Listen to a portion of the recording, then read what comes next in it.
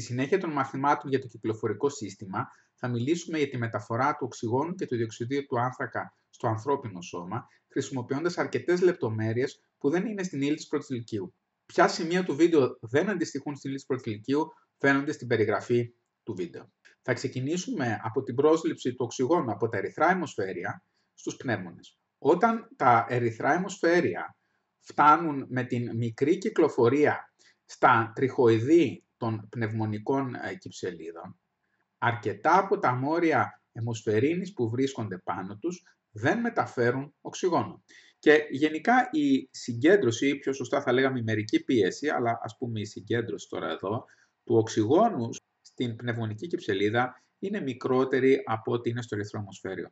Άρα θα έχουμε την διάχυση μορίων οξυγόνου προς το αίμα, τα οποία θα δεσμευτούν από τα μόρια της αιμοσφαιρίνης και βλέπουμε εδώ πέρα, σε αυτήν εδώ την κατάσταση, αφού γίνει η δέσμευση, έχουμε σχεδόν κορεσμό των μορίων αιμοσφαιρίνης με οξυγόνο. Κορεσμό σημαίνει δηλαδή είναι σχεδόν όλα, όπως θα δούμε και σε επόμενο διαφάνεια, τα μόρια αιμοσφαιρίνης που βαλάνε οξυγόνο. Όταν αυτό το ερυθρό αιμοσφαίριο πάει με την κυκλοφορία στα τριχοειδή των ιστών, εκεί έχουμε την ανάποδη κατάσταση, έχουμε πολύ οξυγόνο πια να έχει το ερυθρό αιμοσφαίριο και λίγο να έχει ο ιστός ή το μεσοκυτάριο υγρό, οπότε το οξυγόνο πάλι με διάχυστη θα φύγει από εδώ, έτσι έχει φύγει αυτό από εδώ και θα πάει στον ιστό. Αν πάρουμε αίμα από αρτηρίες, δηλαδή εδώ είναι αρτηριακό αίμα, θα δούμε ότι έχει ένα λαμπερό κόκκινο χρώμα. Γιατί είπαμε έχει δεσμεύσει οξυγόνο. Ενώ αν πάρουμε φλεβικό αίμα, θα δούμε ότι έχει ένα πιο σκούρο κόκκινο χρώμα. Γιατί λιγότερα μόρια αιμοσφαιρίνης κουβαλάνε εδώ οξυγόνο από ότι εδώ. Και όπως είπαμε, η αιμοσφαιρίνη έχει το λαμπερό κόκκινο, ενώ η δεόξη αιμοσφαιρίνη έχει ένα πιο σκούρο. Σε αυτό εδώ το animation βλέπετε ακριβώς την κίνηση ενός ερυθρού αιμοσφαιρίου στο αίμα. Εδώ τον βλέπουμε να κινείται σε αρτηρίες, να παραμένει στα τριχοειδή αρκετή ώρα και μετά να γυρνάει με τις φλέβες στην καρδιά, δεξιό κόλπο, δεξιά κοιλία, να πηγαίνει στον πνεύμονα, μετά να παραμένει εκεί, να παίρνει το οξυγόνο και μετά να πηγαίνει ξανά στην καρδιά και ξανά σε αρτηρίες κτλ. Και βλέπετε εδώ τις σχετικές ποσότητες διοξιδίου του άνθρακα και οξυγόνου στο ερυθρό αιμοσφαίριο. Μια δεύτερη πολύ σημαντική δουλειά που κάνουν τα ερυθρά αιμοσφαίρια είναι ότι μεταφέρουν, είπαμε, το διοξείδιο του άνθρακα από τους ιστούς προς τους πνεύμονες και μετά προς τα έξω. Και το διοξείδιο του άνθρακα συμβαίνει το αντίστροφο. Το διοξείδιο του άνθρακα παραλαμβάνεται από τους ιστούς, γιατί εδώ είναι κύτταρα, ας πούμε, έτσι, εδώ είναι κύτταρα και τα κύτταρα έχουν μεταβολισμό, παράγουν διοξείδιο του άνθρακα, οπότε υπάρχει μεγάλη συγκέντρωση διοξείδιου του άνθρακα στους ιστούς και στο μεσοκυτάριο υγρό, οπότε με διάχυση θα πιαστεί διοξείδιο του άνθρακα, αυτό κάνω με άλλο χρώμα, με διάχυση θα πιαστεί διοξείδιο του άνθρακα τόσο πάνω στην αιμοσφαιρίνη, όσο και θα διαλυθεί μέσα στο πλάσμα του αίματος. Με τη δράση κάποιων ενζύμων, το διοξείδιο του άνθρακα στο πλάσμα του αίματος γίνεται όξινο ανθρακικό. Όξινο ανθρακικό ιόν. Άρα το αίμα που έρχεται από τους ιστούς στους πνεύμονες, εδώ πέρα, κουβαλάει πρώτον αρκετό διοξείδιο του άνθρακα δεσμευμένο πάνω στην αιμοσφαιρίνη, αλλά ακόμα περισσότερο με τη μορφή όξινων ανθρακικών, διαλυμένο μέσα στο πλάσμα. Και εδώ γίνονται αντίστροφη χημική αντίδραση, οπότε παράγεται διοξείδιο του άνθρακα και πάλι με διάχυση, επειδή η συγκέντρωση του διοξειδίου του άνθρακα έξω στην ατμόσφαιρα είναι μικρότερη από ό,τι στο φλεβικό αίμα, θα βγει διοξείδιο του άνθρακα στην ατμόσφαιρα. Στις επόμενες διαφάνειες θα δούμε περισσότερα πράγματα εκτός βιβλίου που αφορούν τη δέσμευση του οξυγόνου στην ατμοσφαιρίνη, τη μεταφορά του στους ιστούς, καθώς και τη δέσμευση και αποβολή του διοξειδίου του άνθρακα από τους ιστούς στο περιβάλλον.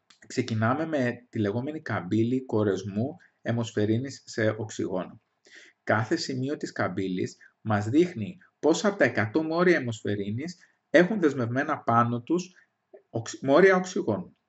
Βλέπουμε ότι αυτό το ποσοστό εξαρτάται από την λεγόμενη μερική πίεση του οξυγόνου μετρημένη σε χιλιοστά της στήλης υδραργύρου. Έτσι, σε περιοχές του σώματος, σε ιστούς ή σε σημεία της κυκλοφορίας του αίματος, όπου υπάρχει μεγάλη μερική πίεση του οξυγόνου και αυτό το πράγμα που θα είναι στις πνευμονικές κυψελίδες ή στο αρτηριακό αίμα, εκεί δηλαδή που, όπως θα δούμε μετά, η μερική πίεση του οξυγόνου είναι κοντά στα 100 mm υδραργύρου, ο χωρισμός της αιμοσφαιρίνης σε οξυγόνο είναι περίπου 100% ή τουλάχιστον, για να είμαστε πιο ακριβείς, πάνω από 95%. Τι σημαίνει αυτό? Ότι στα 100 μόρια αιμοσφαιρίνης τουλάχιστον 95 κουβαλούν πάνω στο οξυγόνο, κάτι που πολύ εύκολα μπορούμε να το μετρήσουμε με ένα οξύμετρο παλμικό και στη συγκεκριμένη περίπτωση βλέπουμε ότι ο κορεσμός είναι 99%.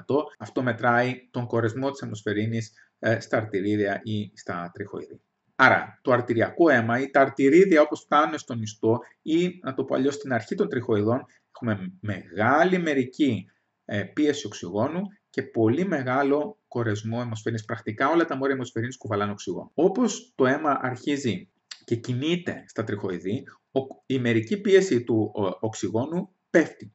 Και σε αυτό εδώ το σημείο, ας πούμε στις φλέβες, όπου η μερική πίεση του οξυγόνου είναι 40 mm υδραργύρου, βλέπουμε ότι ο κορεσμός είναι γύρω στο 75%. Τούτη εδώ η διαφορά απεικονίζει το ποσό του οξυγόνου που έχει απελευθερωθεί στον ιστό, δηλαδή τη διαφορά του οξυγόνου μεταξύ της αρχής του τριχοειδούς και του τέλους του. Άρα, τι βλέπουμε σε πρώτη φάση? Ότι δεν απελευθερώνεται όλο το οξύδιο από τα μόρια της αιμοσφαιρίνης, αλλά μόνο πρακτικά αυτό. Όταν μιλάμε για μερική πίεση ενός αερίου σε υγρό, αναφερόμαστε στα ελεύθερα μόρια του μορίου που βρίσκονται διαλυμένα στο υγρό. Έτσι, όταν σε ένα υγρό υπάρχει, όπως το αίμα, υπάρχει ένα αέριο με μορφή τόσο απευθείας διαλυμένη στο υγρό, όπως εδώ σκεφτείτε ότι αυτά είναι μόρια οξυγόνου, θα μπορεί να είναι και μόρια διοξιδίου του άνθρακα.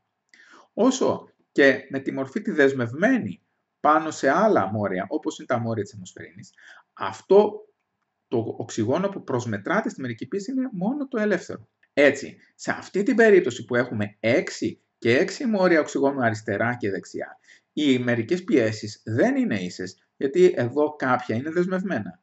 Αντίθετα, οι μερικές πιέσεις είναι ίσες εδώ. Τι σημαίνει αυτό? Αυτό σημαίνει ότι τελικά το αίμα έχει πολύ μεγαλύτερη ικανότητα να κουβαλάει οξυγόνο από αυτή που προβλέπουν απλώς οι μερικές πιέσεις. Διότι ένα πολύ μεγάλο μέρος του οξυγόνου κυκλοφορεί, το μεγαλύτερο για την ακρίβεια, δεσμευμένο στην αιμοσφαιρίνη.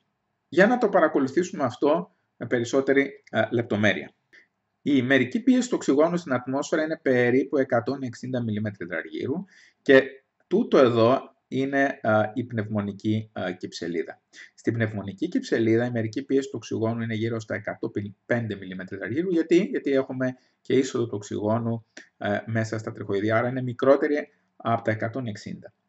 Σε κάθε λεπτό που αναπνέουμε σε ηρεμία, βάζουμε μέσα μας περίπου 840 ml οξυγόνου ανά λεπτό. Μπαίνουν δηλαδή εδώ μέσα στις κυψελίδες. Από αυτά θα περάσουν στο αίμα περίπου τα 250 ml. Και έχουμε κίνηση από την κυψελίδα στο αίμα λόγω διάχυσης. Γιατί η μερική πίεση εδώ στην κυψελίδα, το PO2, είναι πολύ μεγαλύτερο από το PO2 εδώ στο αίμα. Έχουμε λοιπόν την είσοδο του οξυγόνου στην κυκλοφορία και το PO2 στην κυκλοφορία, δηλαδή φεύγοντας το αίμα οξυγονωμένο από τον πνεύμονα, είναι περίπου 100 mm της στήλης υδραργύρου. Και πώς γίνεται αυτό? Το οξυγόνο λοιπόν διαχέεται από την περιοχή της υψηλής μερικής πίεσης, δηλαδή την περιοχή της υψηλής συγκέντρωσης, σε μια περιοχή μικρότερης συγκέντρωσης.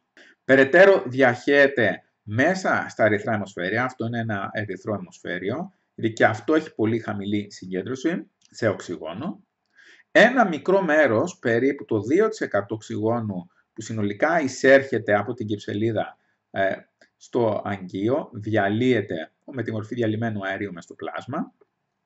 Και μέσα στο αγγείο τι γίνεται? Έχουμε πάρα πολλά μόρια αιμοσφαιρίνης, πάρα πολλά, που το καθένα μπορεί να δεσμεύσει 4 μόρια οξυγόνου. Οπότε γίνεται αυτό που βλέπουμε εδώ πέρα. Τα περισσότερα μόρια οξυγόνου πάνε και πιάνουν, συντριπτική τους πλειοψηφία, πάνε και πιάνουν μόρια αιμοσφαιρίνης. Οπότε προκειμένου να εξισωθούν οι μερικές πιέσεις αριστερά και δεξιά, όπου το αριστερά και δεξιά σκεφτείτε είτε αυτό με αυτό, είτε αυτό με αυτό, κυρίως βασικά αυτό με αυτό, τι έχουμε τεράστια εισρωή μορίων οξυγόνου εδώ, προκειμένου να εξισορροπηθούν οι μερικές πιέσεις μεταξύ του ερυθροκυτάρου και του πλάσματος, αλλά και μεταξύ του πλάσματος και της κυψελίδας. Το αποτέλεσμα είναι ότι φεύγοντας το ερυθρό αιμοσφαίριο προς τα εδώ από τον πνεύμονα για να πάει στην καρδιά, έχει κορέσει πρακτικά όλα τα μόρια αιμοσφαιρίνης του με οξυγόνο. Και τελικά 250 ml οξυγόνου φεύγουν ανά λεπτό, φορτωμένα κυρίως σε μόρια αιμοσφαιρίνης, πάνε στην καρδιά και μετά αρχίζουν να κινούνται στις αρτηρίες, στα αρτηρίδια και φτάνουν στα τριχοειδή. Έρχονται λοιπόν στα τριχοειδή τα ερυθρά αιμοσφαίρια και εκεί τι γίνεται? Γίνεται ουσιαστικά το ανάποδο.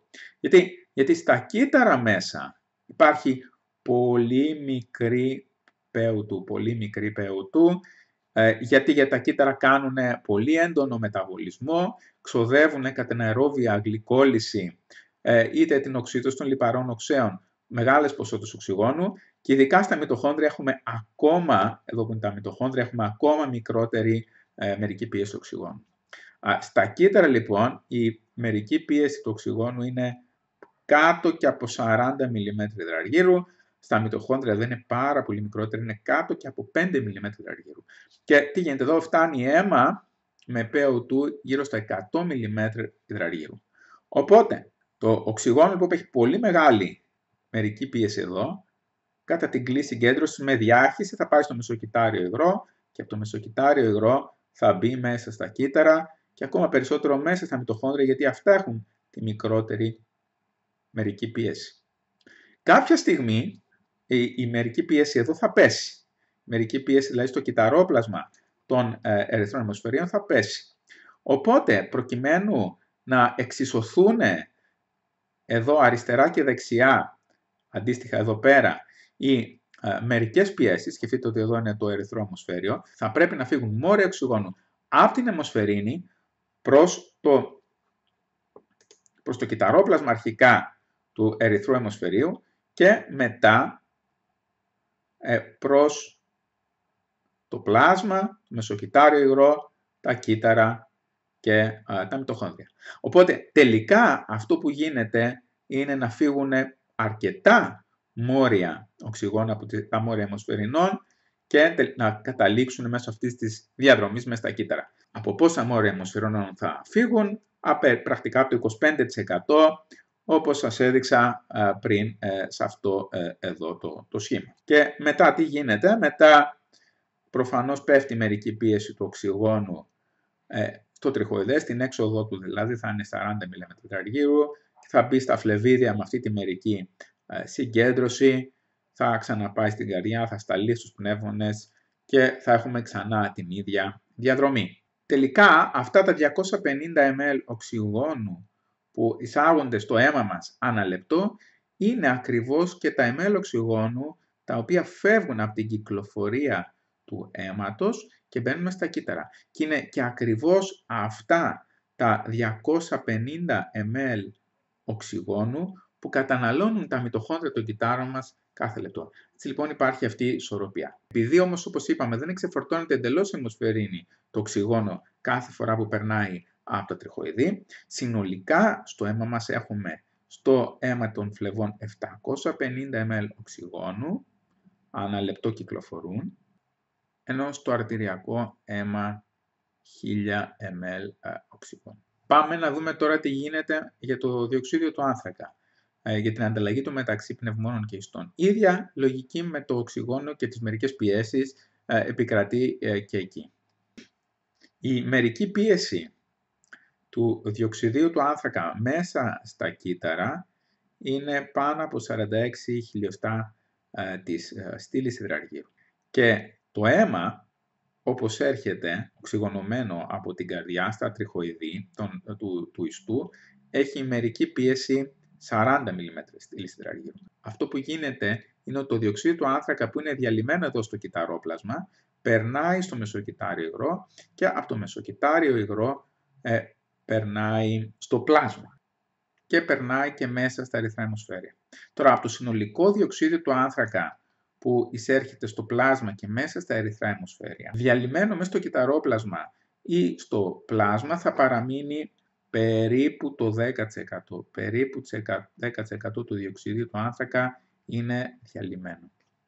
Ένα άλλο περίπου 30% του διοξειδίου του άνθρακα δεσμεύεται στην αιμοσφαιρίνη. Οπότε έχουμε τη λεγόμενη HbCO2 αιμοσφαιρίνη. Ένα λοιπόν 30% δεσμεύεται στην αιμοσφαιρίνη. Τώρα, το υπόλοιπο τι γίνεται? Ενώ το υπόλοιπο μόλις μπαίνει στο ερυθρό κύτταρο, με τη δράση ενός ενζύμου που λέγεται καρβονική ανιδράση, μαζί με το νερό δίνει ανθρακικό οξύ. Το ανθρακικό οξύ χωρίς την δράση ενός ενζύμου μετατρέπεται σε όξινα ανθρακικά και σε πρωτόνια. Για την τύχη των πρωτονίων δεν θα μιλήσουμε καθόλου σε αυτό το μάθημα, αλλά τα όξινα ανθρακικά μέσω της βοήθειας ενός αντιμεταφορέα θα βγουν έξω στο πλάσμα και θα ρυθμίσουν το pH του αίματος. Άρα, κρατάμε ότι το 10% του διοξειδίου του άνθρακα είναι διαλυμένο στο κυταρόπλασμα ή μέσα στο πλάσμα του αίματος, το 30% είναι δεσμευμένο στην αιμοσφαιρίνη και το υπόλοιπο περίπου 60% τελικά τι γίνεται? Γίνεται όξινα ανθρακικά. Και αυτό το ερυθρό αιμοσφαίριο μαζί με το πλάσμα ταξιδεύει, κάνει όλη τη διαδρομή που έχουμε πει πολλές φορές, φτάνει στο τριχοειδές του πνεύμονα και εκεί γίνονται ακριβώς τα αντίθετα. Η μερική πίεση του διοξιδίου του άνθρακα στον αέρα είναι μόλις 0,3 mm της στήλης υδραργύρου, ενώ στην κυψελίδα είναι 40, άρα θα πρέπει να φεύγει συνεχώς διοξίδιο του άνθρακα από την κυψελίδα προς τα πάνω. Και πώς αναπληρώνεται αυτό? Αναπληρώνεται για να εξισωθούν οι μερικές πιέσεις, γιατί το διαλυμένο του πλάσματος βγαίνει έξω και βγαίνει έξω με την ίδια λογική το διαλυμένο από το κυταρόπλασμα του ερυθρού αιμοσφαιρίου και προκειμένου να διατηρηθεί η ισορροπία που είπαμε και προηγουμένως, σκεφτείτε τώρα εδώ αντί για οξυγόνο έχουμε διοξείδιο του άνθρακα, πρέπει μόρια διοξειδίου του άνθρακα που είναι δεσμευμένα στην αιμοσφαιρίνη να περάσουν έξω.